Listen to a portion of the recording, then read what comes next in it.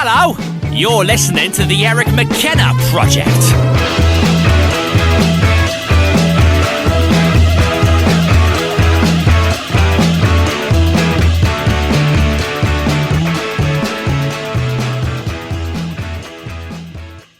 All right, and I think we're just about ready to go. We're live. Hey, man, thanks for doing this.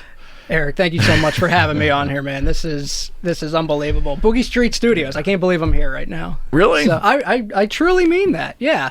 That means a lot. Yeah, that's and I've gotten some similar vibes, and that means something special to me. So thank you. No, absolutely. Absolutely. You know, before we start, I do want to say I'm very, very flattered and humbled and honored to be here. You know, I first discovered your podcast on YouTube, I believe it was January of this past year. Okay. And actually, on my way over here, I was listening to one of them trying to prep for this. You know, so it was between you and Rocco Koza. You don't have to. Oh my gosh! Now I'm worried. No, you'll be. Now I might not live up to expectations. Now. No, you'll be good. I'm the one that needs to live up to the expectations of all your other guests. That's the thing, and that's where we were chatting a little bit before we started. There's no expectations here. This is just a conversation. Absolutely. Hopefully between two strangers that end up becoming friends. Absolutely. And I think that's the beauty of the show. Yep. We shared that this is really, and I know we bounced this word around too much, but the word is authentic. It's real. Yep. And just the other day, one of our shows that we posted, we said, look, this is real with capitals talk. And people still, in this day and age, don't get that. I think it's like they're still hesitant. Absolutely. You know, I don't know why, but I think we still are hesitant. We're suspicious of the word authentic. Yeah, I agree. You know, in today's day and age, you know, a lot of people are worried about being judged. Right. I listened to a podcast of you and Rocco Koza, where we're going to name drop him a lot on this. Rocco's the man, yeah. Rocco has not met Steven yet, so I got to put those guys in touch with you. Yeah, Rocco, I'm working on getting your book, man. So I still have to read it. So I'm almost there. But anyway, you know, I listened to a podcast of you and Rocco Koza, and you know, you guys said that everybody was so afraid of speaking their mind nowadays, for whatever reason it may be. You know, if you say something wrong, you're going to be judged. You're going to be embarrassed. The mere fact that two grown adults can't have a meaningful conversation nowadays it's sad, right? It's very sad. It's very sad. Yeah, and I think I think the fear component is the thing driving absolutely people to parse their words. Absolutely. You know, and at other times, I think people are quick to just spout off their emotions without giving it some thought. Sure. Yeah, so I mean, you have both. I don't know. You have both symptoms going on right now in the dialogue of society, which I don't think is helping, because the middle ground is the thoughtful comments that are provided with no fear. Sure. If we could get there, as opposed to where we are now, we'd have a better chance of understanding each other. But hey, what do I know? I'm just some schmuck in Coriopolis doing a sit-down show in an old building that hiding away here. So you know. I love it. Though. Yeah, it's eclectic in here. It's a little weird, but it's you know, it's different. It's different. Yeah. So I can't believe I'm here at Boogie Street Studios. Well, so. You're definitely here. Just give the 2-minute story, if you can, for our listeners right up front. Give me a little bit of your background. And there's some areas I definitely want to dive into. Sure, absolutely. So I'm a native Pittsburgher, born and raised in the North Hills, grew up in Shaler my entire life. Recently just moved to Robinson with my girlfriend, Kayla. We live at the Ridge. You know, went to Shaler High School, went to a local college here, went to California University, Pennsylvania. That was the party school, and you survived it. I survived. I did survive it. We had some good times down there. I can imagine. That's the reputation. Yep.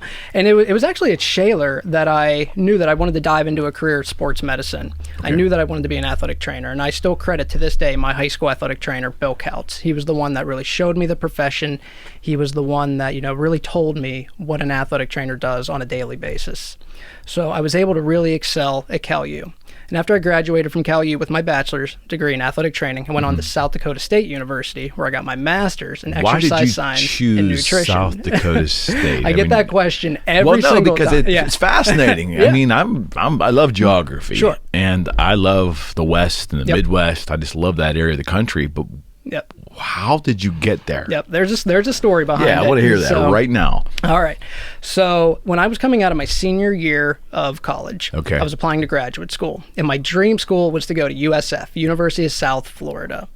And make a long story short, I talked to some people down there. They promised me a position. The position fell through. Here it is. It's February of my senior year of college, graduating, and I had no grad school on the horizon. Right? I'm like, oh my God, where am I going to go?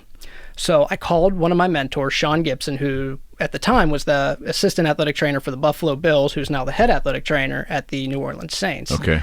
And I called him. I said, Sean, listen, do you know anybody that is hiring right now for a GA for Division I football? Because that was my goal in grad school, was to work Division I football.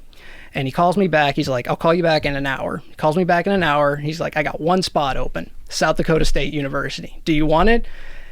And I was like, oh my God, South Dakota. Like, I'd never heard of South Dakota is before. Is that a state? Like, yeah. I'm like, exactly. Like, is that a state? And I'm like, all right, I'll call you back in 5 minutes. So I call my dad, I call my mom. I got both my parents on the phone. I'm like, Mom, Dad, this is the situation. It's South Dakota State. My dad's like, let's do it. I'll drive you out there. And I spent 2 years out there, and I had 2 of the best years of my life out there. Now, what city is that campus located in? That is in Brookings, South Dakota. That's about an hour north of Sioux Falls. Okay. Directly north. Yep. So on the eastern there are side. People there. There are people there. There are great and people Buffalo there. right? What's that? Is there buffalo out that way? There was a little bit of buffalo. Yeah. A little bit of buffalo. More bison. Bison. Yeah. More bison than anything. So that's how I ended up at South Dakota State University. Right on. So, and did you like it there, I'm sure? I loved it. I absolutely loved it.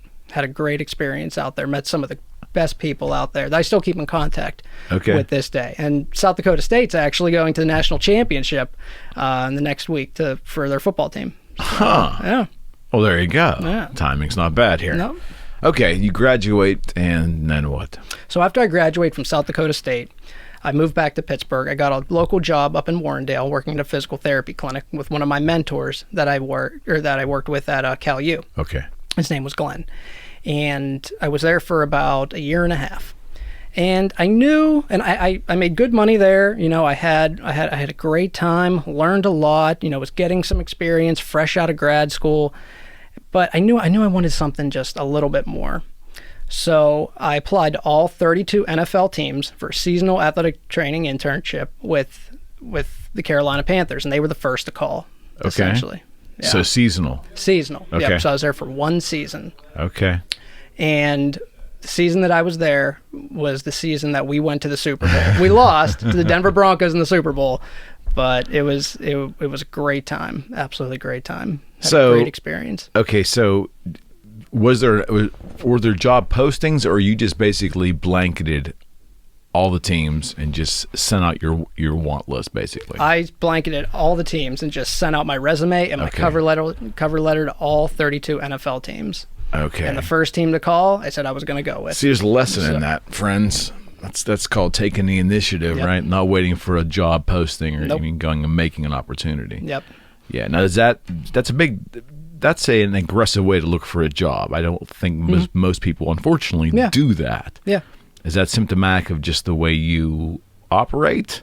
A little bit, yeah, a little bit. I grew up in a very big Italian family. My dad and my mom really instilled the values of hard work in me from a very young age. My dad came over to this country. My dad's an immigrant. He's an American citizen, but he came over to this country at 21 years of age. He had nothing in his pocket. He had a job lined up for him when he got here, but he didn't have a house. He lived with family, and he worked every single day of his life for what he has now. My dad's one of the greatest men, if not the greatest man that I've ever met in my life. And he instilled that hard work and confidence in me from a very young age. And he said, son, if you want something in life, you have to go out and get it. Nobody will hand you anything. Right. And I think that is lost in today's young generation. Yeah. I really do. Yeah, I think it is lost, or it may never have been there with this current generation, because they've had a very I don't know, not an easy life, but society in general. The pieces kind of fit together in society generally a little easier now than they did prior generations. So that's a nice way of saying it's a little easier now. Yeah. But yeah, I think so. I think you're absolutely right. So you reach out to all the teams. Carolina calls. What are the odds? 1 in 32, right? That they end up going to the Super Bowl. Exactly. So what did that job entail? Like, what was your first day like there? So when I got there, the first day, right off the bat, they had us working with athletes. As an athletic trainer, we're responsible for the prevention, management, essentially the overall health care of the athletes. Okay. And, on a daily basis, we do all of their rehab, we do all of their treatment, we take them to their doctor's appointments. We have to make sure that these guys are in tip-top shape. Because most of them are nicked up and banged up, right? I mean, every player is going to be feeling some aches and pains. Oh, it's absolutely. the NFL, right? Absolutely. It's the highest level of football. It's the pros. Only the best get there. Okay. So to be an athletic trainer in the NFL, it's not only an honor, but you have to be on top of your game. Okay. You have to be the best, essentially. So you are, when you say take them to a doctor's appointment, what do you mean by that? I mean, you're just the total healthcare management for each player. See, I wasn't aware of that. Yeah. So we manage their health care from A to Z, right? We'll make their appointments for them. We'll take them to the doctors. College is college is a little bit different. We don't have as big of a staff as we did when I was at Carolina, but as an athletic trainer, we are responsible for the overall health care of our athletes on a daily basis. So the team gets that involved. Yep. Yes, I don't think the average fan would even know that. No, they don't. They don't. I don't even know how I feel about that. They don't make they don't go to their own doctor's appointments. Well, we'll just schedule appointments for them because we have team physicians on staff as well. So we have to make sure that our team physicians are on the same page as the athletic training staff, who's on the same page as the nutritional staff, who's on the same page as the PT staff, physical therapy staff. But your journey with the Panthers started at spring training? It started at summer camp. Summer camp. You went all the way through. All the way through. Yeah. Okay, so what is the typical at summer camp? Because I'm sure people that have gone to Latrobe and have seen the Steelers and so forth, they know what we're talking about. What was a typical day like for you? It's long and it's grueling, especially in the heat down there in the South. I can imagine. Yeah. So the Carolina Panthers host their training camp at Wofford College. It's a small division, I believe it's Division 1 school. Yeah, one FCS school. Okay. And a typical day starts around 5 a.m. We get up, we start doing treatments on the players right off the bat. What kind of treatments? We'll do anything. We'll do soft tissue work on them. We'll do like a massage. Massage, soft tissue. Work out the kinks. Exactly. We'll do soft tissue work on them. We'll do all of our electrical stim on them. We'll do rehab with them. You got guys coming off of surgery. You got guys that are coming off of just chronic aches and pains. So basically, we're just really just trying to get their pain levels down and just get them to the best of their ability that we can. Okay. So. And so you start at 5 a.m. There's most teams run a morning session and afternoon session. Yeah. So we actually only had one practice throughout the day. Okay. So treatments would be from about 5 to 7, somewhere around there. Okay. And then from 7 to 9, guys would go in their meetings. At that time, that's when we would go out. We have to set the field up. Got it. Because we have to have at least probably 100 to 120 gallons of water on the field because these guys are moving. They're running fast. They're out there for a couple hours. They're sweating. Right. They're dehydrated. We have to make sure that their hydration status is monitored. We have to make sure that their mental state's monitored as well because those guys start to dehydrate and they can't remember plays. They're starting to crash. They're starting to go down. Yeah. Okay. So. All right. So talk to me a little bit about the preparation for like injuries with the NFL because a lot of things have changed over the years. There's now a tent on the sideline and they're hiding players from cameras and things like that. And that's a newer phenomenon, right? It is, yeah. So the medical tent was actually developed by an athletic trainer in Alabama. His name is Jeff Allen. He's the head athletic trainer for Alabama. And basically what it is it's just a way to give the athlete privacy during a medical evaluation. I've been on the sideline before where, you're evaluating someone's knee. You got cameras, you got sideline reporters. They want to know what's going on. You need a couple of minutes just to think to yourself. You need to get away from everyone. You need that quiet space, essentially. Well, yeah, I would think so, too. And there's got to be that only seems right for personal dignity, especially if you have a serious accident, and you're treating someone for a serious, like let's say a broken bone or something. I wouldn't think you'd want the cameras in your face. No, absolutely and your arms flopping around like this. Yeah. And that has to be part of it. Because I think the average fan, Steven, thinks, well, that's done to keep the gambling and entities out of it for probability and all that stuff. I mean, I'm guessing there's some thought in that, right? But ultimately it's for privacy. Ultimately it's for privacy, correct. Okay. Correct. It's a great tool that we use. We don't have one at Duquesne where I work now, but we are in the works of getting one. Oh, even on the college? Yeah. Oh, that's interesting. Yeah, mainly where it's used is actually the college. Oh, really? College, yes. Huh. So it was started in college? It was started in college. And then adopted by the pros? Yep. Okay. So the way it was developed was Jeff Allen at the University of Alabama went to the engineering department and he said, listen, I need a portable sideline tent that I can use that's lightweight, easily buildable, essentially, for my guys that when they get injured and they come off the field, I need a safe space where they can be evaluated. Okay. Away from other players, away from other cameras, announcers, announcers, fans, exactly. Okay. Exactly. Yeah, it definitely spread because they just popped up, in the NFL. The NFL made a decision to do it too. Sure. When a player is injured on the field, so a player is slow in getting up, let's say. Who makes the decision for the medical team to run out there, and then is there a decision made as to what medical people attend, or is it the same people all the time? I always wondered about that. Yeah. So before every game, I'll kind of talk about what we do at Duquesne. So at Duquesne, before every game, we have what we call a medical timeout. It's actually an NCAA rule. About 60 minutes before the game, 60 to 30 minutes before the game, the athletic training staffs of both teams have to meet. Okay. And the home team goes over kind of the logistics of the game. Where's the ambulance? Right. Where's the hospital? If we have to spine board somebody, who's going to be at the head? Who's going to what hospital are we going to? Kind of just go over all those little details. So in the event that something does happen, it's already hashed out. Everybody kind of knows their role. Everybody knows the plan. Okay. When an athlete goes down on the field, myself, our other coworker Helen, who is our other football athletic trainer, me and her go out. And then we also take one of our students out. This past year, we had a girl named Megan. She's a wonderful student at Duquesne. Okay. And we're the ones that go out. We're the ones that do the evaluation. We make the determination of whether or not if someone's going to go by ambulance, come off the field on their own power, if we have to spine board and get them over to the hospital. Okay. So when you go out there, a determination is made, obviously. And this sounds rudimentary, but it's fascinating to me. Yeah.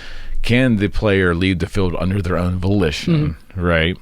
And then from there, it's just a matter of you make a medical determination. Can they get to the sideline? And then from there, because oftentimes you'll see them barely get to the sideline. Then as soon as they get to the sideline, a swarm of other people seem to attend to them. Yeah. So it's almost kind of like you have to have a plan in place before everybody goes out, right? Because sometimes you can have too many people out there. Are there rules preventing so many people to rush out there? How's that done? Yeah, there's not really a rule per se. It's more of like a designated person on who goes out.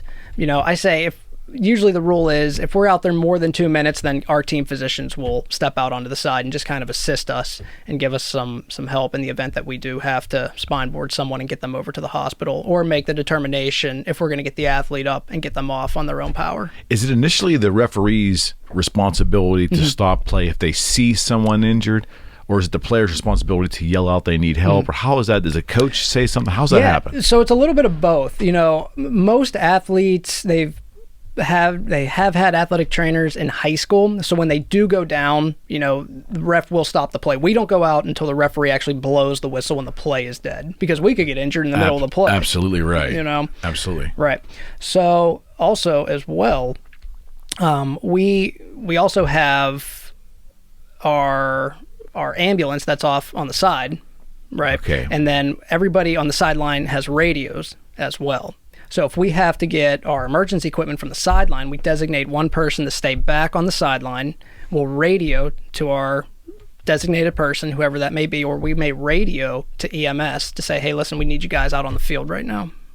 Are there any rules within your training to how to handle a variety of circumstances in the public's eye? Like, do they talk to you about, because Heaven forbid something horrible happened, like a player would die on the field. Yeah. Are there protocols on how you handle getting him off the field and how that looks and so forth? I always wondered about that. How are you under a certain, I don't know, program or structure as to how you need to handle yourself and your patient? Yeah, great question. So there isn't really a rule or a protocol, but I will say this. So each state has different guidelines of how you manage certain injuries.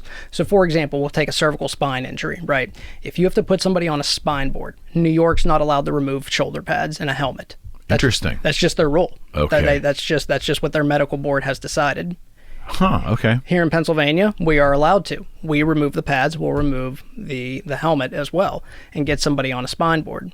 Okay. New York can spine board, but they just aren't allowed to remove. That's interesting. Pads. Yeah. Okay. I never really dug into why though. Okay. So. Well, they must have had. That had to have been brought to their attention at some point, right? I mean, right. Sure. And I'm sure there was someone's opinion that there was a negative incident that precipitated them from doing that. Yeah. Yeah. Yeah, I just always wondered, there had to be some kind of, not etiquette, but there had to be some kind of instruction as to how you handle that too. And it's always, especially with the NFL, you're always worried about concussions and so forth. Sure. Can you talk a little bit about what that concussion protocol, because I'm guessing it was starting to become a hot button topic, really a hot button topic around the time you were there, right? Yeah. Because the movie came out, I think. Absolutely. Yeah, there was a movie. There was a movie that came out. Right. So, at Duquesne, we have a very, very extensive concussion protocol that we follow to a T. Can you talk about what that is? Absolutely. So our concussion protocol is essentially 8 or 9 steps. Okay. I wish I had my concussion protocol in front of That's me. all right. Okay, I could have read it to you. Well, you can speak in generalities. But in general, first thing we do is anytime that we suspect that an athlete has suffered a concussion, they are immediately removed from play. So what are you looking for? So we're looking for any type of disorientation. We're looking for any type of sensitivity to light. Anything that just an athlete, they just don't look right, Okay. The nice thing about being an athletic trainer is that you spend so much time around your athletes that you know their personalities. You know them almost better than you know your families during the season. Got it. I tell people all the time, I spend more time with these kids than I do with my girlfriend sometimes. Got it. Got it. So when an athlete does suffer a concussion, you can kind of tell right off the bat if something's not right. Okay. And then once they are removed from play or removed from practice, whether it be practice or a game, they are done for the day. Mm-hmm. Even if they don't have even after you do your evaluation, you determine that they do not have a concussion. That's a collegiate rule. Is that also it's a collegiate rule? Yeah. Okay. The NFL is a little different. NFL's a little bit different. Okay. Yeah, NFL's a little bit different. So we remove them from play. We'll never send anybody back. We'll go through our entire evaluation. We're checking cranial nerves, so we're checking, facial sensations, we're checking body movements, we're taking blood pressure, we're checking eye movement, we're checking balance, and then once we determine whether or not if they do have a concussion, we will put them in what we call our concussion protocol. Okay. Concussion protocol starts with us first trying to decrease the amount of symptoms that they have. It may take 5 days, it may take 3 weeks. I've had kids that have had concussion symptoms for 2 to 3 weeks. Okay. Yeah. So once their symptoms are 0, essentially, we have I believe it's a 19 or 20 symptom checklist that we go through. Wow. Yeah. Some of them, just give you, 3 or 4 of them. We'll ask, do you have any sensitivity to light? Any sensitivity to noise? Do you feel foggy? Foggy means, do you feel like, if I ask you, what's 2 plus 2? You should be able to just tell me right off the bat, it's 4. Some of these kids, you ask them, what's your name? And they kind of have to think about it for a little bit, They're hesitant. Exactly. Because remember, the brain's kind of like a computer. Okay. Right? And when you get a concussion, the computer essentially shuts down and has to restart itself again. Got it. That's kind of the best way to describe it. Right. Okay. So you're looking for anything out of the normal. Exactly. Or you're not looking for that immediate response. That immediate response, yeah. And you would know, like you said, you were spending a great amount of time with these people on a regular basis. You know their tendencies, their habits, how they verbally communicate. And if something just doesn't look right, that's your indication. That's kind of our indication, yeah. I think the fan of pro sports is generally confused when they hear the term concussion protocol, because you hear concussion protocol and then the guy's playing 3 days later. Right. Or the guy's out for the whole season sometimes. It never seems to end. Right. Hockey, I can think about that often, where they're in concussion protocol, and then 3 months later they're still in concussion protocol. So concussion protocol doesn't mean much to the sports fan. Would you agree? There's no timeline there. Right. There is no timeline. I mean, somebody could get a concussion and they could be back a week later. Someone could get a concussion, they could be back 3 months later. Concussions are an individualized injury. If you get a concussion, you're going to react 100% different than I would if I got one. Okay. It's such an individualized injury that you have to take the appropriate steps and manage it on a daily basis. Okay. So another thing that we always look for is balance. We look for balance disturbances. Once you get a concussion, your vestibular system's kind of thrown off a little bit. Okay. We call it the BEST testing. BEST testing is the balance air score system. We'll have them stand on a stable surface. We'll have them stand on an unstable surface. Have them stand single leg.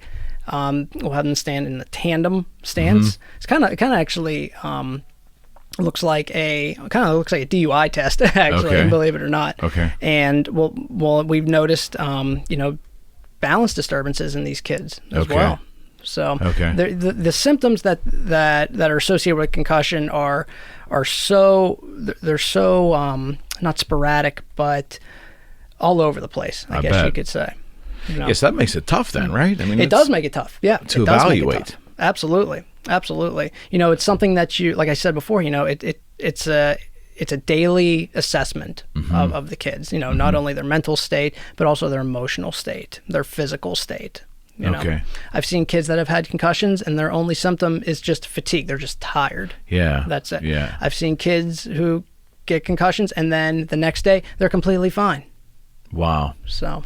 And I'm sure the player wanting to play is going to try to appear as normal as possible. So you have to have your guard up, I'd imagine. You absolutely do. But fortunately, in today's day and age, the technology that we have at Duquesne is awesome. We run this test on them called the impact test, which was developed here in Pittsburgh. Okay. I'm not sure if you've heard of that or no, I haven't. I have not. Not? Okay. I'll explain the impact test. So the impact test was developed here in Pittsburgh, and it's a concussion assessment tool is what it is, but it's only one piece of the pie though, right? Okay. So it's a computerized test that essentially measures reaction time, memory, and symptoms as well. At the end of the test, every athlete is given a symptom score sheet. They have to mark on a certain scale. Do you have this symptom? Do you not have this symptom? Got it. And then once we collect all of that data, we make a determination whether or not if they're ready to start activity. So we're not done yet with our concussion protocol. Then what we do is we start getting our athletes back into actual practice. Okay. But before we do practice, one of the first things we do is we try to just get their heart rate up a little bit. We'll get them on a stationary bike, a treadmill, an elliptical for about 20-25 minutes. Try to get their heart rate up about 75% of its maximum potential. If they're okay with that, then we'll start doing a little more non-contact practice type stuff. We'll have them do some maybe speed drills, some agility drills, do a walkthrough. We'll have the coaches ask them some questions. Got it. And then once they're okay with that, then we'll go into what we call limited non-contact practice. All right. So we'll suit them up. Okay. Just in a jersey, some shorts, get them out there.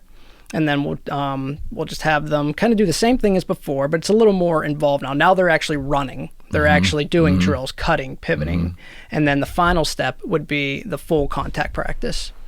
Okay, so there's a method to get them there. There is. As safely as you possibly can. As safely as you possibly can, yep. Because it's still somewhat of an exact science to some degree, right? It is. The thing about, treatment and rehabilitation is that they call it the art and the science. Okay. Right?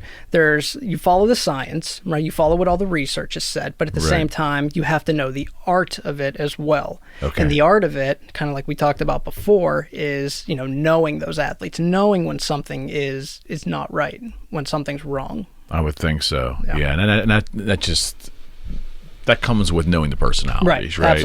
Absolutely it does. Got it. Yes, I could see where you folks being entrenched that deeply with the team would benefit your ability to help them. Yep. Right? Yep, absolutely. Okay, so you're working with the Panthers. You have to be pinching yourself to a degree, right? I absolutely. mean, after you get, first off, there's probably a shit ton of work to do when you first get there, but when you're in the NFL. Yeah. Yeah. What was that like? It was, at first it was surreal, right? But then, and what I mean by that was, you see these guys on Sunday, and playing on Sunday, and you realize that they're just normal guys. That's all they are. They're just like you and me. You can have a conversation with them. They make a hell of a lot more money than we do. Yeah. but they're just normal people. And that's pretty much the deal with fame in general, that I think we as a society don't either want to understand, or we just don't understand that they are living their life in very similar fashions than we are. Their circumstances are just different. Right. Absolutely. And, like I said, it was a surreal moment. And then after a couple weeks, you get settled in and you learn the guys, just like, at the college level. Okay. You learn their personalities. You learn what makes them tick, what doesn't make them tick. But I would say probably the best time at the Panthers was it was the Super Bowl. It was. I can imagine. It was that was the best. Oh, even time. all the playoff games had to be amazing too. Oh, each one was just a little bit better, right? Yep. The NFC Championship game was probably one of the best moments of my life when we beat the Cardinals. So I mean, it was unbelievable. It was a cold night in Charlotte. I'll never forget it. We won. I remember after we won, they put all the confetti on the field, and we're all taking pictures. And at that moment, I was like, wow.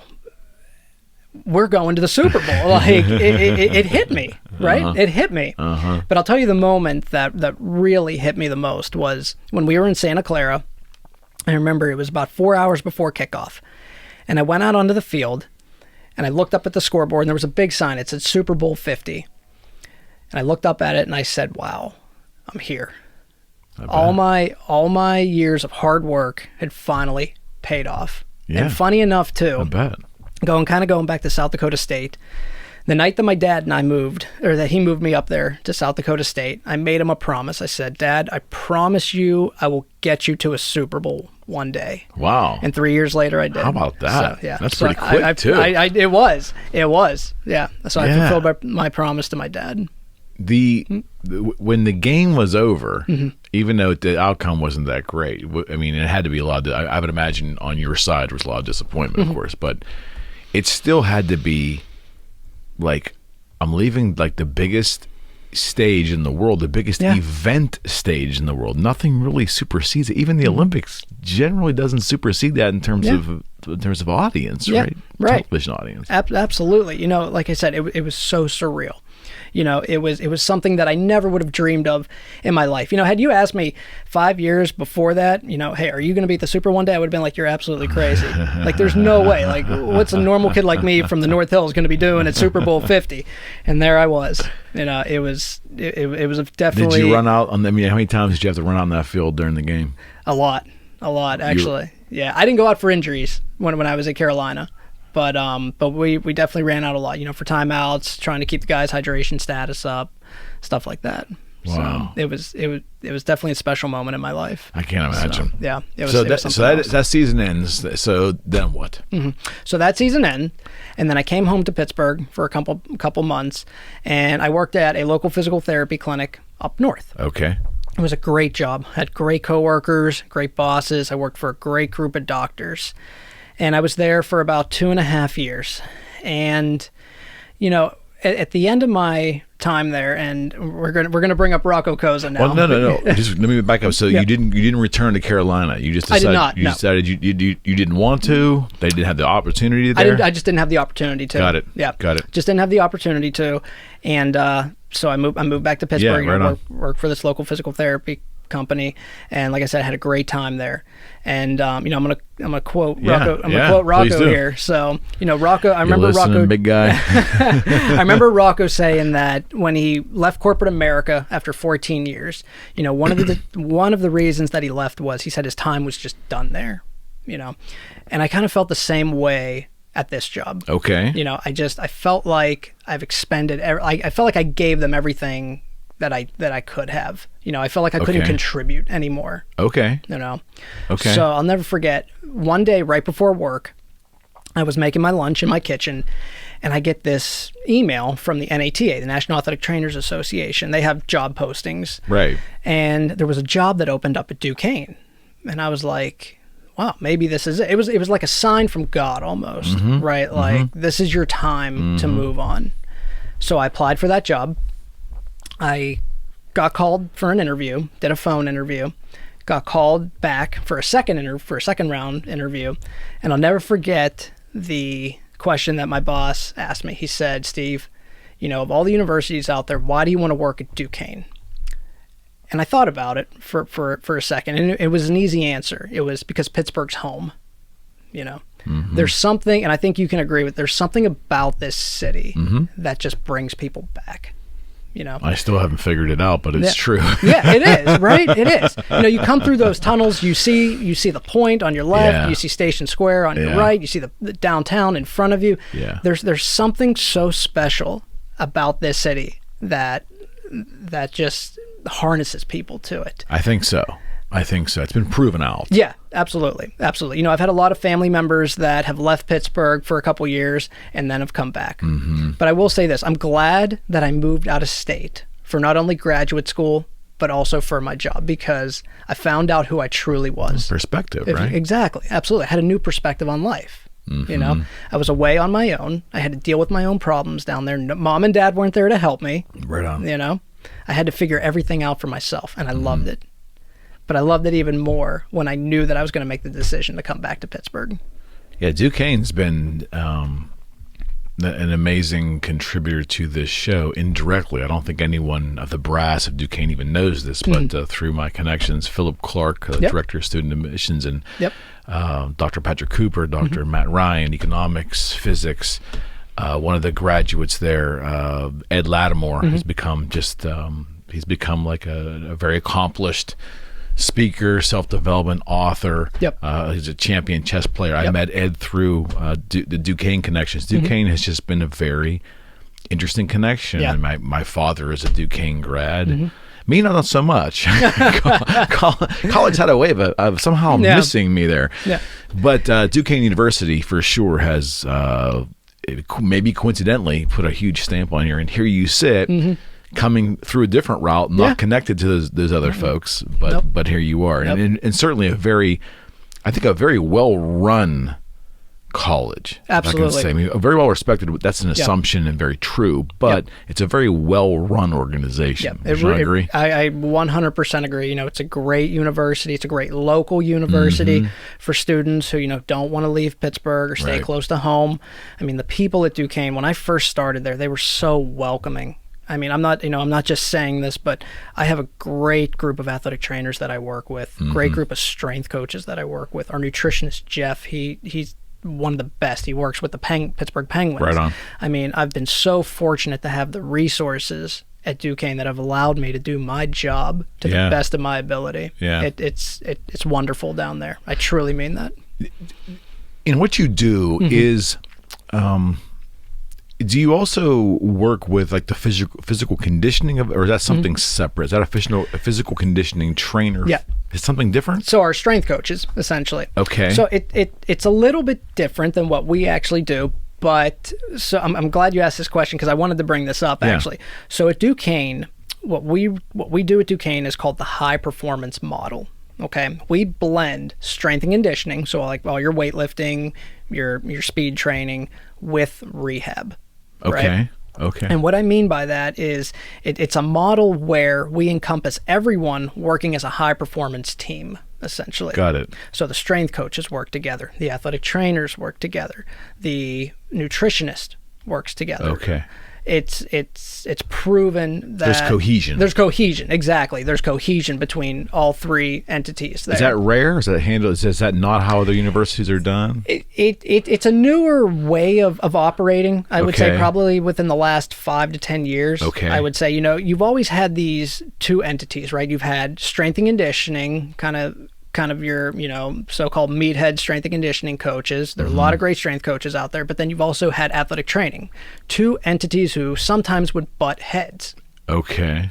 And the way we operate is we essentially just try to mold the two together. That just makes sense, though. You would think. You would think, right? It's such a simple concept. Right. But at other places, though, they don't operate this way. Is that because of the diversity in positions in the nature of football? Like you have linemen that need to bulk. You need defensive, I don't know, you need the defensive backs that need to be lightning fast and have agility. Yeah. Is that the reason? I don't think that's the reason why. I think one of the reasons why is that it's just two separate styles of education and training. Okay. You know, where some people just don't see eye to eye. That leads to that collision of thoughts. Okay. You know? Okay. So. I mean, football is such a violent sport. It is. And It really I've is. never played. I'm a casual fan of the game, but it's such a violent sport that I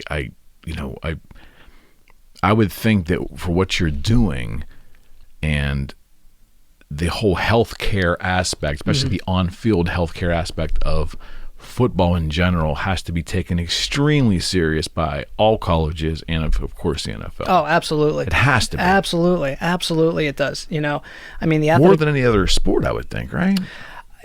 In terms not of seriousness, but in terms of what's paid attention to, the amount of staff and everything else. Yeah, well, you have to remember too, football's got the biggest roster size out of any other sport as well. Okay. I mean, at Duquesne we have 107 kids. Wow. You know, I'm responsible. Wow, Myself okay. and my Okay. coworker Helen, we're responsible for all 107 of Okay. them, whether they play or not. You know, you treat every single athlete the same way. So who's wearing 103? What number's 103? So yeah.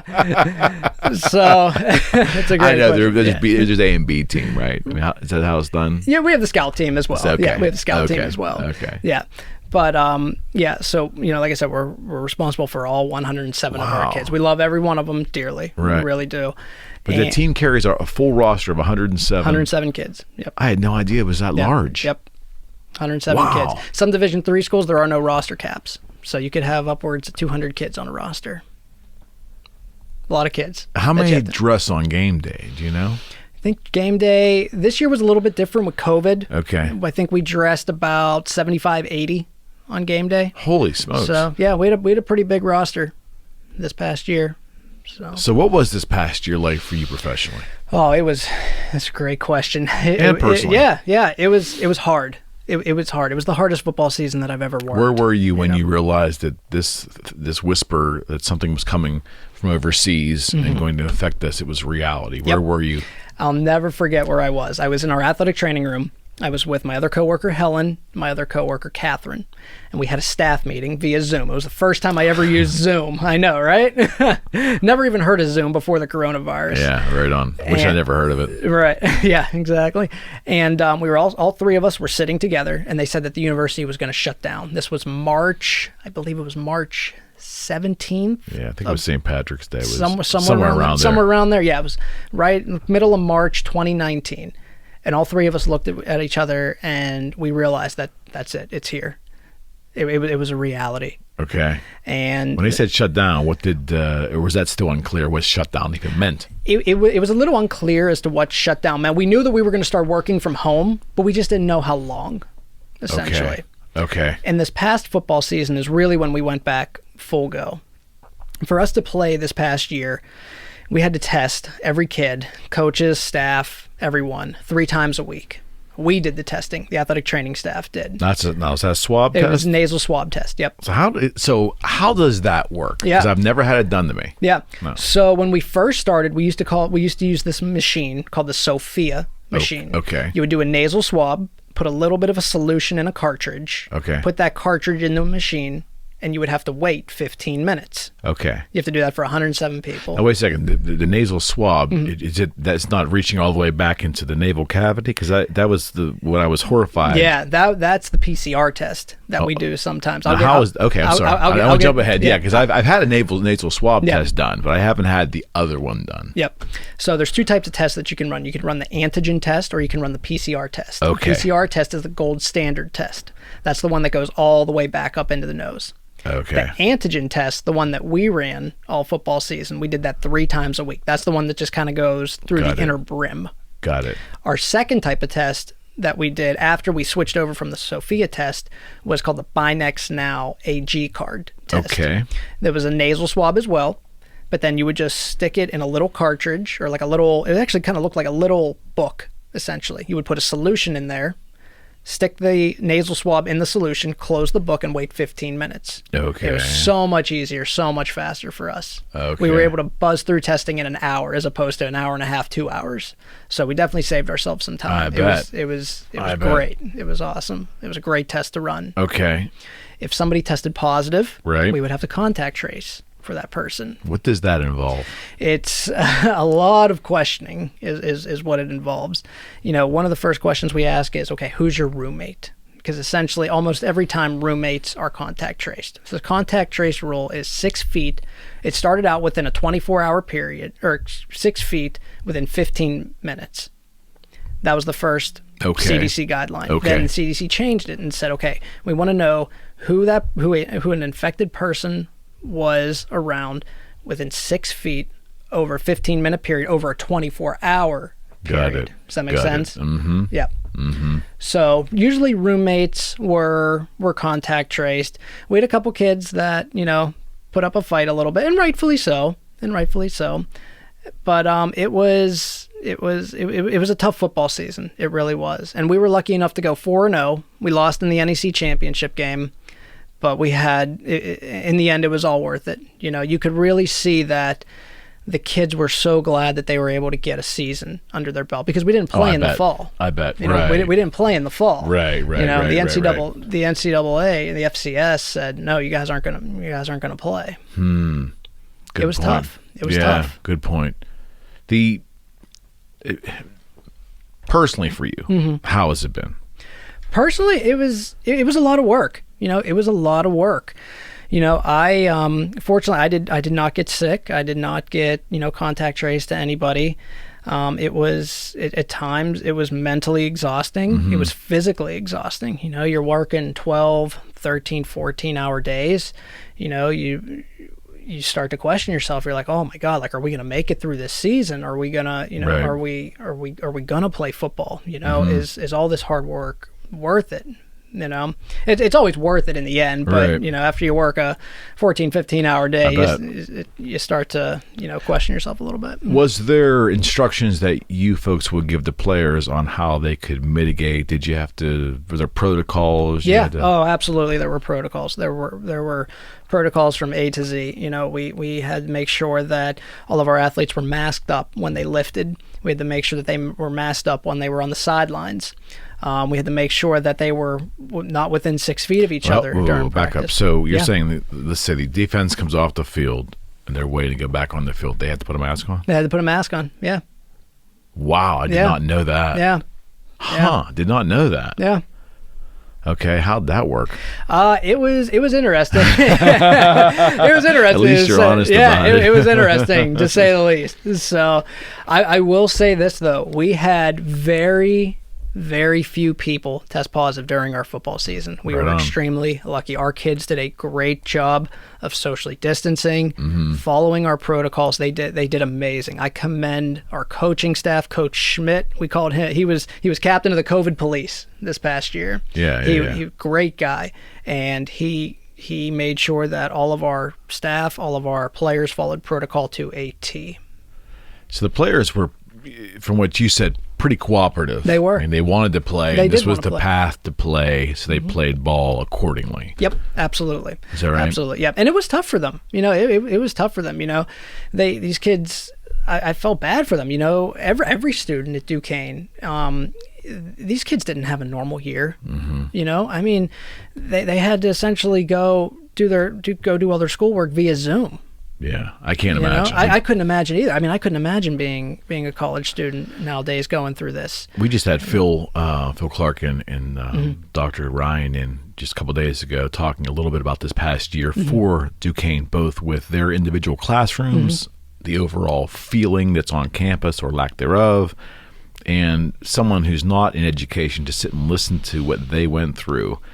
That is anything but a normal experience. Yeah, it was. We tried to make football as normal as we could. Okay. But at the same time, like I said, we still had to follow protocol, because it was the protocols that saved us. It was the protocol, the extensive protocols that our sports medicine team that they designed allowed us to get through 5 weeks of football. Essentially, 8 weeks of football, including training camp. Okay. It's the first time we ever did training camp in the spring. So I bet. Which I don't mind. It was a lot cooler. But you're going back to a fall season this year, right? We are, correct. Okay. As of right now. So. As of right now. Yep. So that could change. That could change. I don't think it will, but Duquesne sent out an email that said we're going to be full go in the fall, which is great. That is great. What are you seeing on campus? Does it feel like it's getting somewhat back to normal? Do you see any kind of ease, or do you see people being more comfortable? Mm-hmm.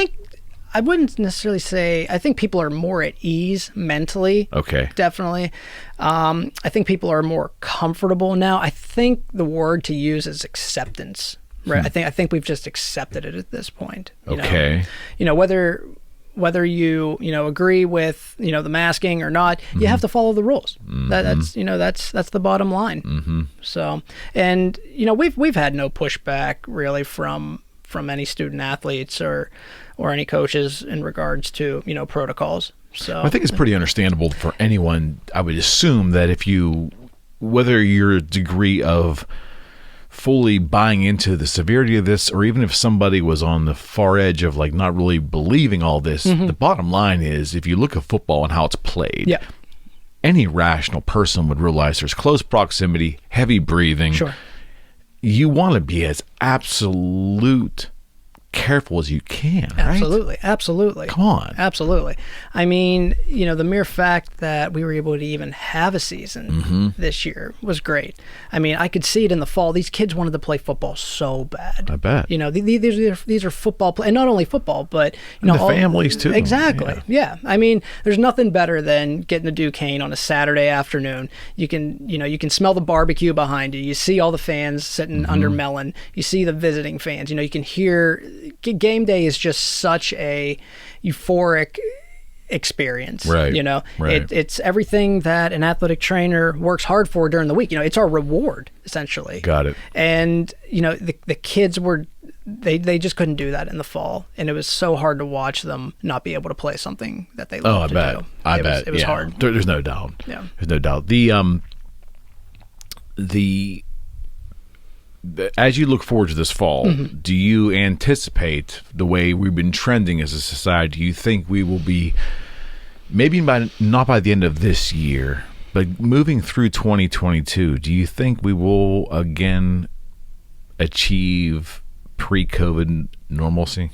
I don't know if we'll achieve pre-COVID normalcy, but I think we will be back to more normal than what we are right now. I think the masks will still be here. Personally, I could be wrong. Into next year. I think so. I could be wrong on that. But that's just my. Do you mean mandated, or do you think just portions of society are just going to feel more comfortable with them? Yeah, I think they may be mandated still. I really do. I'm not sure if they will. Like I said, but just my personal opinion. I think that maybe towards the end of summer you'll start to see a little bit more leniency. Especially with the vaccinations coming out now. So. Okay. What are you seeing out there personally? Comment a little bit on what you're seeing. I mean, do you? I know you're so wrapped up in your career and it engulfs a huge amount of your time. But when you have the time to relax and get out, what are you able to do to get away from it? Yeah. So one of my favorite things to do in the city is I love to go to Highland Park and I love to run. Right. Okay. I run try to run the half marathon every year. Oh, right on. At Pittsburgh. It's it's passion. It's the hour and a half that I just get away from everything. I can relate. You just think it's something that you love to do. Yeah, I walk every night. I don't run anymore, but That's right. I'll that 90 minutes to 2 hours a night of just solitude and just fast paced walking. It's so good for the soul. For me, I can only speak for myself. Absolutely, for me, I get that. Absolutely, I get that. And what I've seen out there is kind of a mixture. I've seen people with masks. I've seen people without masks. I think it's all about what you're comfortable with. That's just my personal opinion on it. Yeah, running with masks. I mean, I don't walk with masks, and I will tell you, I started this regimen of walking for a lot of reasons, but I started right at the beginning of COVID, and I do it very late at night, and my reason was I didn't want to be around anyone because I didn't want to wear a mask. And I thought, hey, if I'm outside and I'm not around anyone, there's no reason to wear it. When I tried to wear a mask walking, it just was like, wow. it's bothering me walking. I cannot imagine what it'd be like to run with it. But absolutely. you're saying you're seeing runners with masks on. I have seen it. Yeah, I have seen it. Have you tried it? I have tried it one time. I was not a fan of it. No. Fortunately for me, the trail that I take is pretty. There's not a lot of people on it. Yeah. So I choose not to run with a mask. It's been so strange though. Like I can imagine when you're running, at least probably when COVID was starting, did it feel strange being out there? I mean, because it felt strange for me walking around just the city, any city or wherever I was choosing to walk that day because nobody was out. That was freaky. It was freaky. It was very strange. I'll tell you a story actually. So I'll never forget, this was in the heat of COVID, right? It was like May of almost a year ago. Okay. And my girlfriend and I, we just decided, we want to get out of our apartment. We just want to drive around downtown. Right on. It's the first time I ever sat in traffic downtown.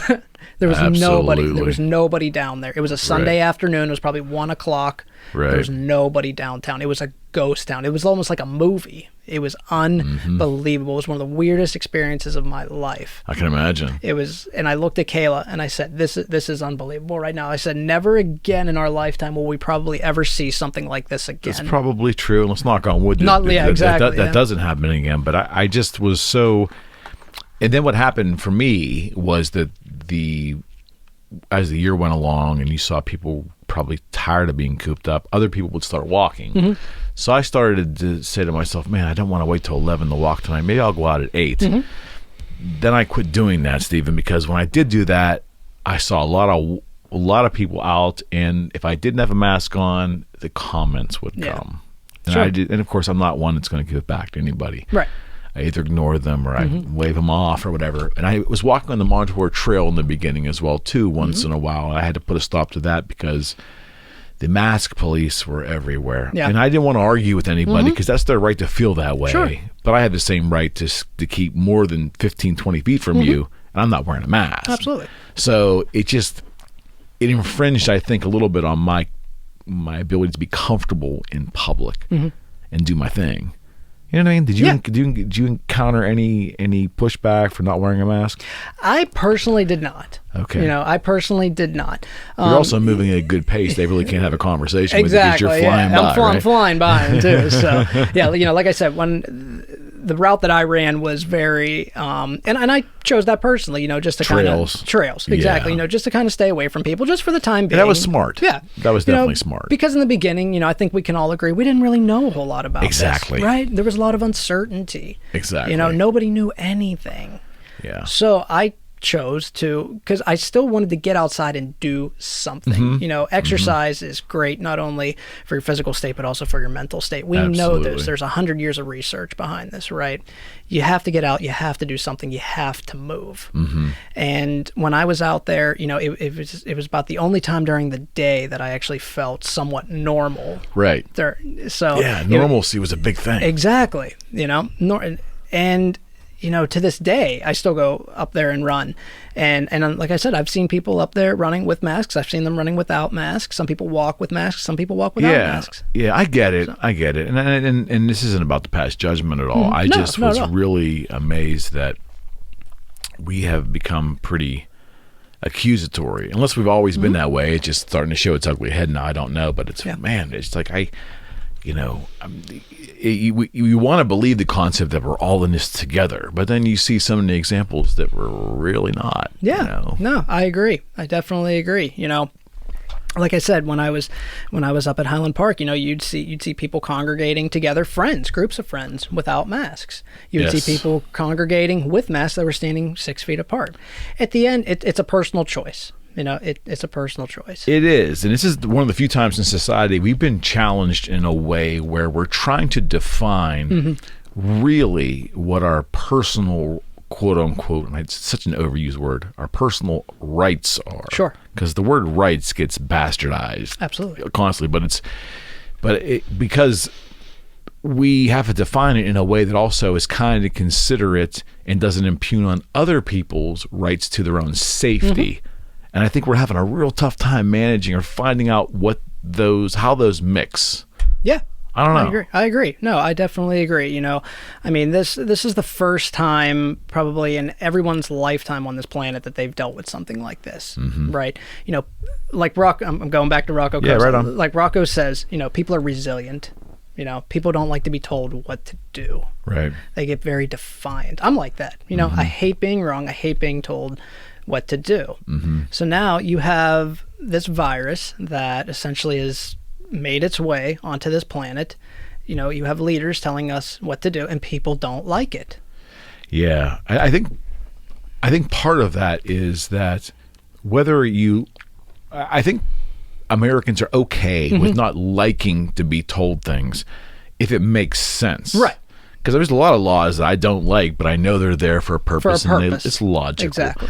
But I don't think a lot was explained to us in a way that made logical sense as we moved forward. And I think whether it was the lockdowns or the other restrictions put upon us, good, sound science / logic oftentimes didn't accompany the what was rule. told to us. Right. What was told to us. Exactly. Yeah, and I think that's the confusion. At least in Pennsylvania, in this area, that's my observation from people. So I don't discount anyone's skepticism at all. I just have to lean back personally on the idea that if you want to lead with kindness and try to be humble from the beginning, if you do those two things, then having your rights impugned or your perceived rights impugned is not at the forefront of what you do.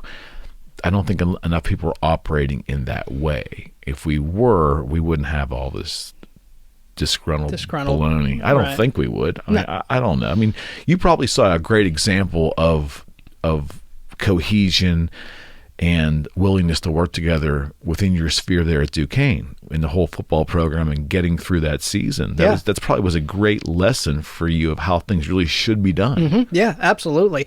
Like I told our compliance director at Duquesne, the amount of planning that we did for just traveling 6 hours away. Our first away game was at Wagner College. The amount of planning and attention to detail that we put into this trip, it was one of the smoothest trips that we ever had. Wow. It's like, why didn't we do this before? It was like eye-opening almost. It was so easy because we sat down as a team. Right. And for the first time we said, okay, listen, we need to figure out how we're going to leave from Duquesne and get to Wagner safely, effectively, and efficiently. Yeah, right on. I bet. Yeah. I bet. So you are a wine enthusiast, am I right? From the creation standpoint. Self-proclaimed, I guess you could say. So are you a wine snob? No, I wouldn't say I'm a wine snob. No one will ever admit to that. No. Come on, not even a little bit? Yeah, maybe a little bit. I am a wine snob, yeah. At least you admitted I am a little bit of a wine you snob. admitted it. I am a little but bit you of a make wine wine. Snob. And it's do. a family tradition with you, right? Let's talk about that a little bit. It is. Yeah, so winemaking is a family tradition that was passed down to me from my dad. I've been making wine since I was 10 years old. Okay. My dad learned how to make... make... He's been drinking it too. His dad doesn't know that, but he's probably been drinking since he was 10 too. Yeah, maybe. So I've been making it since I was 10 years old. My dad learned how to make wine from his father, my grandfather in Italy. Okay. And he passed that tradition down to me. Now, reds, whites, all of it. We do essentially all of it. Okay. Last year we did Montepulciano, and we also did a little bit of Cabernet. Well. What was the first name you gave me? Montepulciano. I'm a novice. Now bear with me. Italian grape. Is that a red grape? It's a red grape. Okay. Yep, it's a red grape. Great. Is that like Valpolicella? Is that different? I think it's a little different. Yeah. It's a red grape. Valpolicella is a red grape. Yeah, and that's very. And I had that before, and that was very dry. Yeah. Okay. Yeah. Montepulciano is pretty dry. Okay. Montepulciano. Okay. It's not like a Cabernet where it's a little more soft. Got it. Okay. So yes, winemaking is a family tradition that's been passed down to me. Since you were 10, you've been doing it. Since I was 10, I was doing. What was your responsibilities as a 10-year-old in the winemaking process? I was basically the gopher for my dad. Son, go get this. Son, go get that. So that was my first role. Okay. In the winemaking process with my dad, and then more recently, probably in the last 5 to 6 years, we've actually moved our operation over to my cousin's house, Greg. Okay. And we have these big wine presses. We have these machines. We have aging tanks. tanks. It's turned into quite an operation, I will say that. Okay. It's so much fun to do. We usually pick one Saturday in either September or October, just when everybody's available. Okay. And we get all of our grapes, we crush them, we press them, and then we age it for about a year. All right, so let's talk about the process Sure. for those who. I was very blessed to have the wine guru. I call him the wine guru, Dave DeSimone. He's a travel and a wine. He's a wine connoisseur, but he's a travel writer as well for, I think it's the Tribune Review. But he also has his own web presence. Dave, how are you? But I'm still a novice. Talk a little bit about the process of making. Sure. You're here. You are as a wine maker. Yeah. So the first thing that we do is we have to get our grapes, right? There's two ways that you can make wine, at least here in Pittsburgh, is that you can either get you can do it from the juice. Okay. Or you can do it from the grapes. I'll explain. All right. We used to get our wine by the buckets. That's the juice. It was already pre-crushed. It was already pre-pressed. Okay. Now we get it from the grapes. Every year in September, my dad and our cousin, we go down to the Strip District. We go to CFP Winemakers.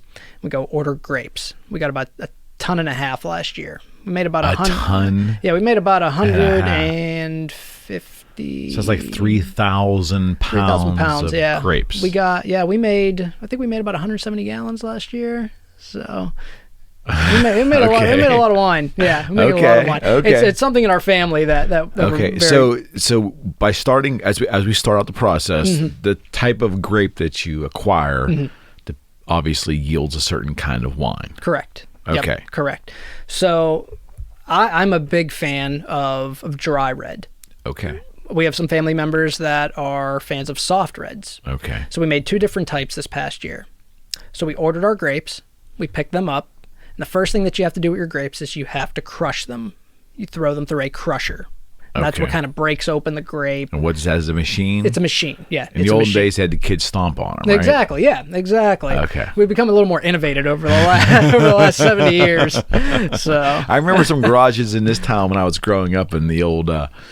lots of Italian families, and the patriarch of the family having the kids step on the grapes in white 5-gallon buckets. I remember that pure as the day. Yeah, it's a great tradition, and what I love about it is that it honors those who come before you. Okay, it to me, winemaking is just not a hobby, but it's more on a personal level as well. It's something that I can do that honors my grandfather, who has since passed in Italy. Okay. So after we crush our grapes, and it's a machine that does this. It's a machine, now. So you acquire this machine, or do you said you can buy it already crushed? You can buy it already crushed, but if you buy the grapes in whole, you have to crush them yourself. Correct. Yeah. And why have you opted to not buy them already crushed? Because there's a process of crushing them that affects the taste of the wine. Yeah, it's better. It's better from the grapes. Okay. It's better from the grapes. Okay. I'll dispute that with anybody. Okay, fair enough. That's good to know. All right. So after we crush them, we put them in these big fermentation tanks. We usually let it ferment for about a week and a half. All right. We're checking the Brix levels. What's that mean? The Brix levels it's a level in the wine that when it hits 0, it essentially means that all of the fermentation is done. Okay. Okay. And then once the Brix level hits 0, then we take all of our juice, put them in the aging tanks where they'll age for a year. Okay. Okay. Okay. A year. A year. We let our wine sit for 1 year. So 1 full year. So I'm always drinking. Sealed? They get sealed, yeah, in tight airlock aging tanks. Okay. They're big steel tanks. Okay. Okay. And then once we are done transferring all the juice, then we actually have to go and press the grapes. So you take all of the remaining grapes that are in your fermentation tank, put them in this big wine press, and squeeze the rest of the juice out of them. Okay. It's a pretty interesting process. You're gonna have to come over one day. I'm fascinated. Okay. And watch us. Okay. So continue. So once it is done getting pressed, put all of this juice into these aging tanks, and then you just let it age for about a year. That's it. It just takes 1 year. Just 1 year. Yeah. That's it. 1 year. Now, I will tell you that sounds pretty sophisticated, because there are other, I'm guessing, less sophisticated way of making wine that people don't let it age that long. Some people don't. Yeah. And it gets really I don't know if I'm allowed to say this anymore because I hope this isn't a swear word. We used to call it Dago Red. That's we were given bottles of this, and they were usually putting it in bottles they actually looked like it was a whiskey bottle. It was empty, and they poured it in there. But this stuff was so powerful to the palate, and alcohol-wise, it was extremely powerful. It didn't take much. I've drank that before, and I will tell you what, that stuff will knock you on your butt, man. No, but in terms of being real wine, that's kind of like gut rot. I mean, it's kind of like a lower quality kind of, right? Generally, I'll tell you what, I've had some homemade wine that will rival store-bought wine. Really? I really have, yeah. So, I really you have. buy a certain... Help me understand where the differences in the complexities are. Like if you're doing I guess I'm confused. If you take a certain kind of grape and you crush them, and then you put the juice in there for a year and you let it sit, why does every batch taste different? Well, it depends on the quality. It depends on the type of grape that you buy. Okay. And the quality of the grapes as well. Okay. So remember, California had some wildfires a couple years ago. They had big wildfires. They affected some of the vineyards that they had. So wine can go bad if that smoke affects that grape. We actually had a couple batches that went bad. We had some grapes that were all dried up. They weren't very healthy. We had to throw almost probably 20% of it away. Wow. Yeah. So, and wine, it's a pretty expensive process too. I mean, we spend probably $2,000, $2,500 on these grapes. I bet. So, when we do this, we want to make sure that we do it the right way. So is it uniformly 1 year, or is in the essence of winemaking, do some winemakers let it go for a year and a half, 4 years, 3 years? The longer you let it, does it improve the value? Like, why are some wines so expensive? Yeah, so I think some wines are so expensive just because of marketing. Yeah, could be marketing, could be just the quality of the grape as well. Okay. So that I'm not too sure of, to be honest. So 1 year. 1 year. Yep. You wait 1 year, and it's ready to go. Yeah, I just always it fascinates me about the palate. Like I know when you mix spirits, there's a formula, but with winemaking, you're just taking the organic grape, crushing it, and then letting it ferment. And letting it ferment. That's how we do it. Yep. Yeah. That's how we do it. And then, can you taste subtle differences between batches? Sometimes you can. Yeah, sometimes you can. When we make our Cabernet, sometimes it'll be a little more softer than our Montepulciano, which is a little bit more of a dry red. We made Merlot 1 year. Our Merlot came out really, really good. We did a white. We did a Moscato 1 year. Okay. That turned out pretty good. So it's definitely a fun family tradition that gets everyone together on a Saturday afternoon. When people say blend, is that something as simple as taking fermented red and fermented white and mixing it together? Yeah, so a blend is essentially just a mixture of wines, right? It could be. Well, let me ask you this: would that be a circumstance where it's already fermented and you blend it together and bottle it, or would you actually take red and white grapes, crush them, and then let them ferment together? You could do both, actually. You could do both. So some winemakers, what they'll do is they'll do what they call a primary blend. Primary blend is when you take the the unaged wine while it's still in its process of aging, and then you blend the two together, and then you'll come up with a red blend. Some will do what I call secondary blend. Secondary blend is after the wine is aged already. So it's like you take two store-bought wines, you just pour them together.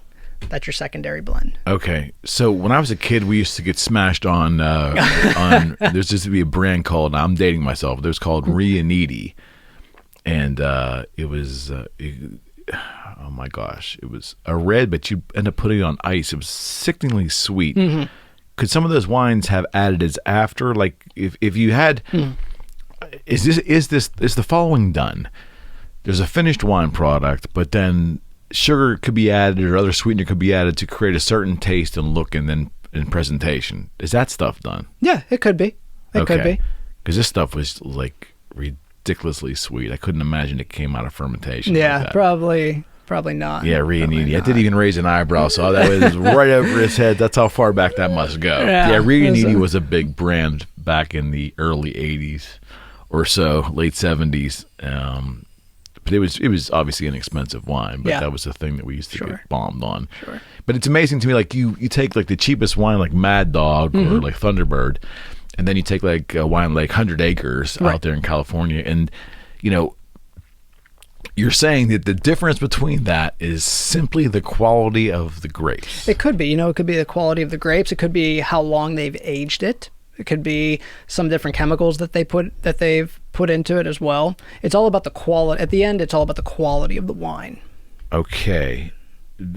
The fermentation process, could some places be letting it ferment longer? Is that part of it? Yeah, some places could be. You know, like I said, we let ours ferment for about a week, and then we let it age for about a year. Okay. Yeah. Okay, so there's a formula there. There is. Yeah, there's a little bit of a formula.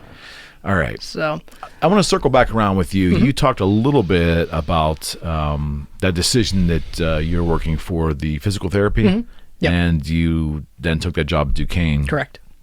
But you had to be in the right mindset to do that. Yeah.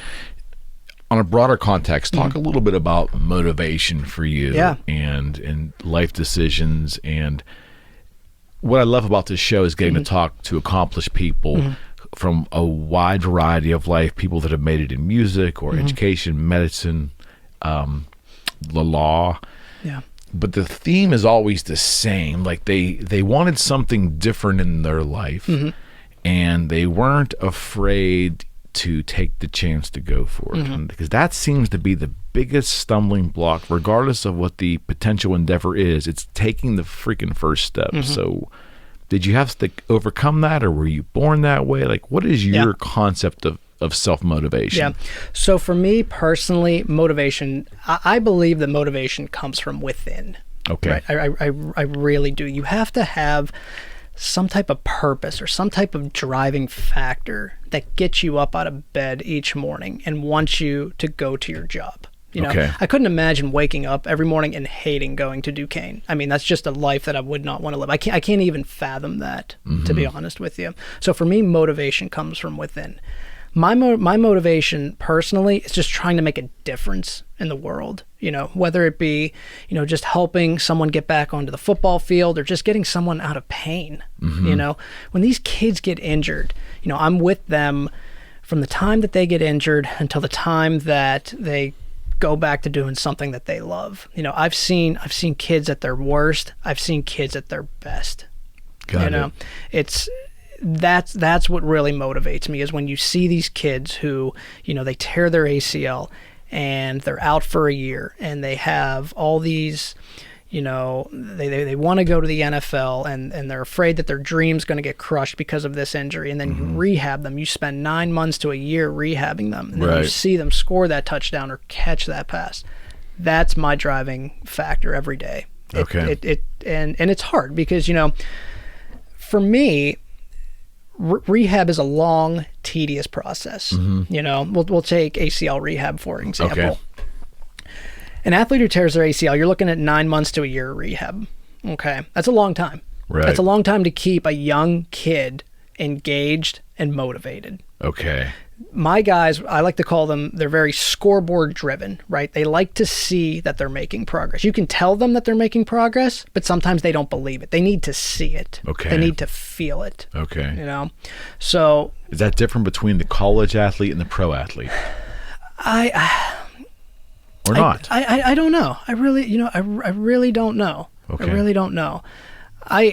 Speaking for the college athlete, I think that my kids are very scoreboard driven. Okay. You know, they like to see these metrics, knowing that they're getting better. It gives them something to work forward to. Okay. You know, especially in the weight room. When you get a young kid under a squat rack, you say, okay, you're going to do 100 pounds today. And then you tell them, okay, we're going to do 150 pounds. They know that they're getting better. It's measurable. It's objective. It's not subjective. Right. You know? Got it. So for me, my motivation comes just seeing their happiness. It really does. You know, that's what gets me out of bed in the morning. That's what really lights the fire under me. Okay. So money is a part of the equation. I'm sure it is for everyone, but it doesn't seem like that's the priority for your career path or what your daily, your day in, day out work within your field. Right. I would definitely agree with that. You know, money, it's important. You know, and, you know, kind of going back to the PT clinic, you know, right before I went to Duquesne, I love that job. I absolutely love that job. I made great money there. I love my bosses. I love the people I worked with. I worked with a great group of doctors. But but the drive wasn't there anymore. I wanted something bigger. I wanted something better for myself, you know, and I lost that. I became, as Rocco calls, out of balance. You know, I knew that my time there was done. And when the Duquesne job opened up, I said, this is it. This is the perfect fit for me. Yeah. And it's what you just described for yourself is a very reoccurring theme here with either entrepreneurs or people that are working dream jobs or in a place that they're immensely fulfilled. They had to make that decision that while they were comfortable, that led them to believe that inside they were uncomfortable. They were ready. Absolutely. You know, that's such a reoccurring theme. And I can speak for myself, Rocco, yourself, and every other guest I pretty much had on here that are out there doing dynamic stuff. And that is a frustrating thing to explain to people who don't have that drive. Yeah. And there's not a judgment discussion. No. It's just those who don't have that can't, under any circumstances, seem to understand it. No. Have you encountered that? I have encountered that. You know, going back to Rocco again, he says that you and Rocco both changed my life tremendously. I do. No, I truly do want to say that, you know, and it's all Rocco, buddy. I'm listening. I'm just a mouthpiece when I discovered your podcast in January, I'm like, oh my God, like everything that these guys are saying, like they're right. I think people are afraid. Yeah. You know, fear's a problem. Fear is a problem. You know, people are afraid to take that next step, right? I'm not an entrepreneur. I don't have a business. You know, I work for an organization. You know, but you have kind of an entrepreneurial, like, I don't know, there's some kind of bent that you have, that you have that thing needed to take action. See, that's the first part of entrepreneurship. Right. The ability to take action. Take action, right. I didn't mean to interrupt you there. Go ahead. No. So you know, when I'm at Duquesne, I realize that job can be taken away from me at any point in time because I work for somebody else. I don't work for myself, you know? So I have to bring my A game every single time. I have to bring that drive. I have to bring that motivation, because if I don't, not only can that job be taken away from me, but now I'm not providing the highest quality of service to my athletes as well. Right. See, that's all from within. And see, that what you just described is everything you need to be an entrepreneur. It doesn't really, and that's that delineation where I was told once that, well, I don't need to be that motivated because I'm perfectly fine at my job, and I don't need to, you know, I don't need to view my work life in this way. And I'm kind of a hypocrite because Jim Rohn, my preferred business speaker that I've chosen to really dive into, he has this phrase, work harder on yourself than you do on your job. And I've said that numerous times, but that doesn't mean don't be inspired by your work and just don't really put much effort into your job. That's not what that means. He's just stating that if you do a great job for someone, ultimately you could also take that energy and do a great job for yourself. It's an option, but of course people want to misinterpret that. Right. But you get it. Right. Absolutely. Yeah. And funny enough, on my way over here today, driving over, I listened to that podcast where you mentioned that. Yeah, Rohn was a big change for me. But there's a lot of people with great messages, and none of it's ultimately very original. It's just other people amplifying it for what's worked with them and massaging it and making a unique presentation, which is beautiful. But I do think that it's too easy to say, oh, you're either born with it or you're not. Because I can tell you, I had no delusions I wanted to have my own business in the early 90s. I was happy to leap from one job to another and do okay and party and, you know, have that steady income. That was all great. The inspiration came later, but that's okay. When you see the opportunity, you have to be able to take the leap. Yeah. I think the fear component is strong. It is. It definitely is in a lot of people, you know. And I don't know if it's because, you know, they're afraid that they're going to make mistakes or they're going to be judged, you know, kind of like we were talking about before. You know, people are afraid to be judged nowadays, you know. So it's hard to leave something. People like to be comfortable. Yes. Right. People love to be comfortable. No People doubt. love security. No doubt. Right. They love knowing that they're going to have their bills paid. They love knowing that there's going to be food on the table. They love knowing that they have a roof over their head, that they have a car to drive, that there's gasoline in that car. Mm-hmm. When you take that leap of faith, it's hard to know if all of those are going to follow, right? Right. It's scary. Yeah, it is scary. And kind of transitioning from the PT clinic over to Duquesne, I didn't know if I was going to succeed. I mean, I may have been fired within the first year. Mm-hmm. This was the first time ever in my life that I was going to work for a college football team. I was going to be the one that was able to, where I was truly on my own, being able to make the decisions, make the tough calls. Absolutely. Can this kid play? Can this kid not play? Yeah. It's all about, it's all about having confidence in yourself. Right. Right. You have to. That's the key. That's the key. That is the key. That is the key. Yeah. You can what if yourself to death. And I've had plenty of people talk to me about wanting to do this or that. Or they'll say to me, well, this worked out for you, or you had the fear to do, you were fearless to do this, or, I don't know if I could do that, if I have the risk tolerance. And my argument is the same to everybody. I said, there's nothing you can't do. That's right. You can say, I just can't do that. Well, yeah, you're choosing not to. Because if you say to me, well, if I start this business, it could fail in 6 months, and then what? Well, I could say to you, if you stay in that job, they could be acquired in 6 months, and you could be out of a job. Absolutely. Right? Absolutely. See, my thought was, for me, was after working these years in a corporate environment, realized that I really dig sales and people, and life really isn't that hard if you just go out there and engage people and be nice. Yeah. That was it. And I can say this till I'm blue in the face, and I know it won't resonate with many people, but the essence of life is to go into it humbly, smile on your face, and just be nice to people. And Absolutely. It's amazing what will open up to you. Mm-hmm. Okay, that being said, I knew that if I tried something and it didn't work, I'd find a way. I can't tell you how it was going to look or what it was going to pay, but I was going to find a way. Once you believe that, you can try anything. Absolutely. You have to believe in yourself. If you believe that you're going to find a way, if it doesn't work out, I'm going to be okay. Yeah. My world's not going to crumble. I have a great work ethic. I might have to go through a little bit of pain and maybe not do what I want to do for a while, but I'm going to be okay. And Absolutely. I've always had that mentality. Steve, I'm telling you, man, I just had this conversation in 98. I started selling guitars while still working a corporate job, and then talking with my best friend in early 99 that I was going to maybe leave corporate America.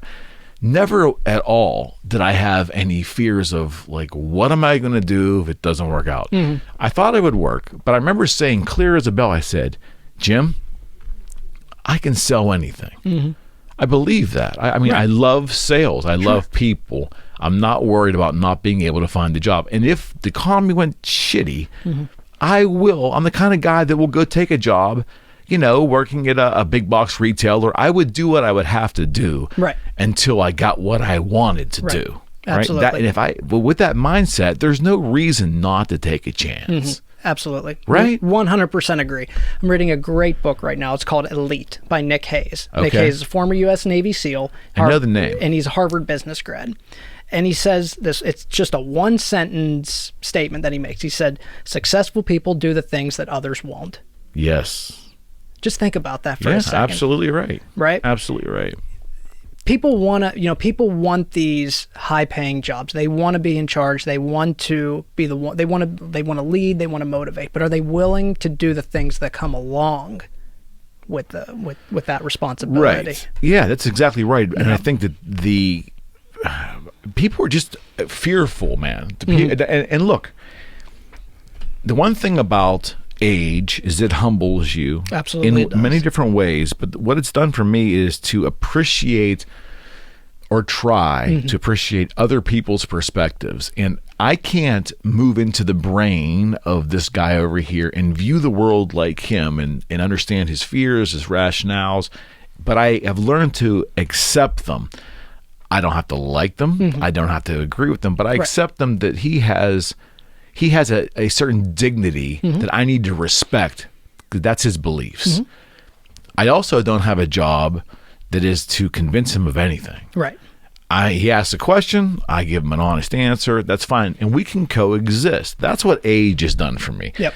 Early on, I would look at my friends who said they wanted to go into business with me, or they wanted to do this, or they wanted to sell guitars like me, or whatever. And I would talk to them, and then I would see the fear right away of doing it. Yeah. Oh, I don't know if I can commit that kind of money, or I don't know if I can take that weekend off, or whatever. And I would be appalled. Like, well, what do you mean? This is so easy. You just do boom, boom, boom. It's going to work for you. What more proof do you need? And I couldn't rationalize that people are just different. Yeah. Until I understood that. Right. I mean, I was extremely frustrated because to me, things just not came easy, but the path to doing whatever I wanted was pretty visible. I just went and did it. But I didn't understand how rare that is in society, because a lot of society is fearful. And I'm not saying it's okay or it's not okay. Right. It just is. Right. And I'm okay that it just is now. I wasn't when I was your age. Right. I wasn't. It frustrated the shit out of me that people couldn't see how bloody easy it was. Yeah. No, I agree 100%. I mean, think about how many great ideas there are out there that are floating around in people's heads, but they're too afraid to take that next step. Why though? Why? Like, I mean, I don't criticize them. I'm asking the question. Like, there's got to be something. Yeah. We want to search for comfort, right? Sure. But is it just comfort alone? Is it embarrassment? Is it? I personally think it's a multitude of things, right? So kind of going back to the comfort, like we talked about before, people need that security. They need it for their mental state, right? Imagine if everything was taken away from you tomorrow, you would figure out how... Oh, that's a good statement. I didn't think about that. You're right. Think about this. If everything was taken away from you tomorrow... I'd figure it out. You would figure it out. Anybody would figure it out. Right. They just haven't been tested enough. Right. And that's interesting. You're right, because, again, it goes back to my point. You're that comfortable 9 to 5 or that steady income, salaried or hourly job that you have that you like or somewhat like, or at least feel comfortable enough to pay your bills with, that is maybe not at immediate risk, like quitting tomorrow and doing something else, but that can be taken away from you at any time. Absolutely, it can. So there's a risk of not doing anything. Sure. And there's a risk of doing something. It's a double-edged sword. Yeah. It's a double-edged sword. It's just that personal confidence. And yeah. Another thing too that struggled, and I've never talked to Rocco about this, but I'll share with you and get your thoughts on it too. Like, it's a good concept. I have been accused in conversation by many people of being cocky. The word is cocky, whether it's been a successful thing or views or opinions, and I don't like it. And I would like to think I've been humbled by that phrase. Sure. But I have never set out to intentionally be cocky. Right. I think confidence and cockiness are synonymous depending on who's viewing or accusing. Correct. I think. Absolutely. They're two different words, right? Confidence is believing in yourself, doing something to the highest standard, right? Knowing that you're not going to make a mistake. And if you do make a mistake, owning up to it. Absolutely. Right? Cockiness, to me, is being not flamboyant, but embellishing yourself to another person. Saying that you're the best when you're really not the best. Yeah. It's kind of building yourself up without developing that good rapport that you should have with others. Yeah, I think that's a good way of putting it. And it's a really fine line too. We're living in a crazy social media. So social media has been very important in regards to my real estate career. And of course, social media has been a tool that we've just put these shows out there for people to consume. But social media is a tool and can be used effectively. The problem is it gets smeared a lot because what we're seeing is sometimes very hard to delineate what's factual and what's not. Correct. And like you said, if you're embellishing or you're pretending, that's a lot different than just having confidence and letting your actions speak for you. Right. Right. It's hard to view now today. Absolutely. So going back to athletic training, I can tie this to athletic training 100%, right? any athletic trainer can rehab an ankle sprain. They can rehab an ACL tear. They can rehab a shoulder surgery, right? Can you be confident when you do it and not be cocky? Okay. Okay? Okay. I'm going to elaborate on that a little bit. Okay. You can go on Instagram right now and type in ankle sprain rehab or just ankle sprain in the search bar. You could probably figure out how to do it in about 15 to 20 minutes. It's that easy, right? Information's the greatest commodity that we have. Right. It's available to us at all times in any form of, in any type of format, okay? Cockiness to me is, rehabbing that person, but at the same time, you're showing others that you're better than somebody else. Got it. I'm trying to say. Yeah, I do. Yeah. And it's or feeling almost the compulsion. See, it's really tough. Like what I've always been uncomfortable with, always, is that competitive nature of advertisement. Now, when I was in corporate America and I sold for companies, we were given, material to prove that our company was better than our competition. When I did the guitar thing, there was competition, but there was so many vast products. And then when we started to create guitars and our line of guitars, there was nothing to compare it to because we were just a unique entity. There was always competition. People had dollars to spend. They either bought one of ours or someone else's. But it wasn't us comparing directly to other things. When I became a realtor, I really have wanted my business to grow based upon my reputation, integrity, and my quality of my work. And absolutely, knock on wood, it has. But getting into the trenches and having to really, not for lack of a better phrase, attack someone else's process or someone else's work as opposed to mine, or try to redirect energy my way away from other people, isn't my forte. Sure. And I think that the way I live my entrepreneurial life is an example of how you can have it without being confrontational or accusatory or get into the trenches and get muddy with people on the competitive. Now, again, some people thrive on being ultra competitive, and I salute them. It's just not my way. Right. Does that make any sense? Yeah, absolutely. 100%.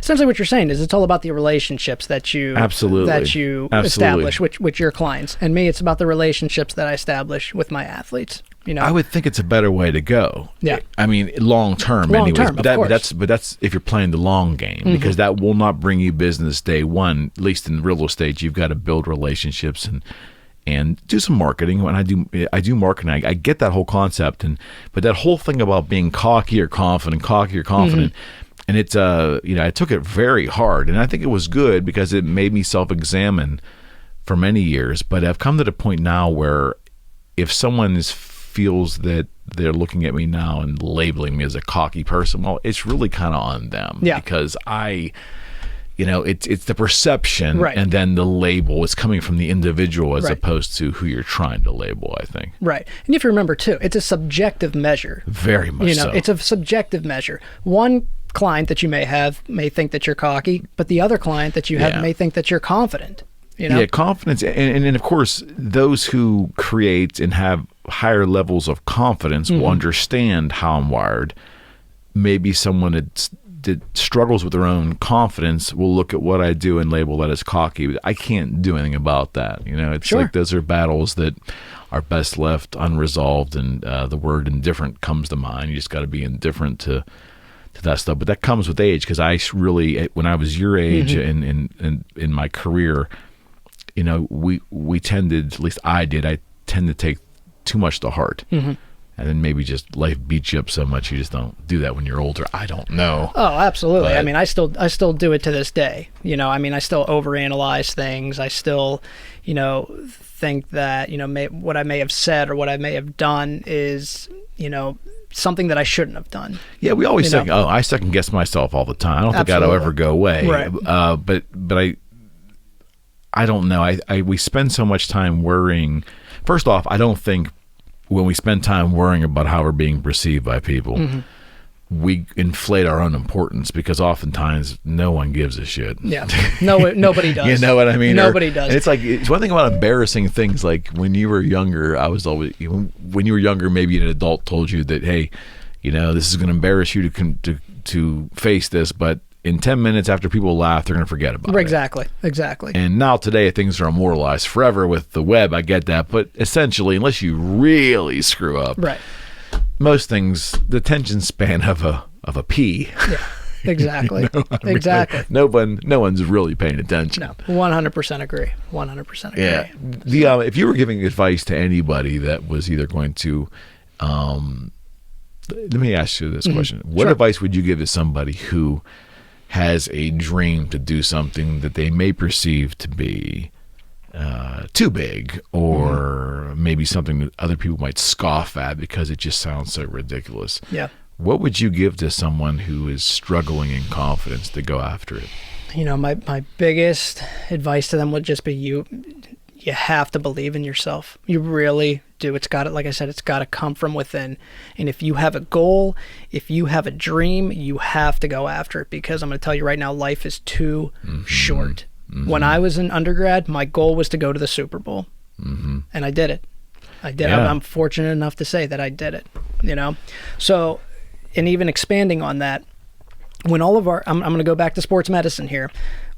When all of our freshmen come in, I meet with them, or in the beginning of the year. Okay.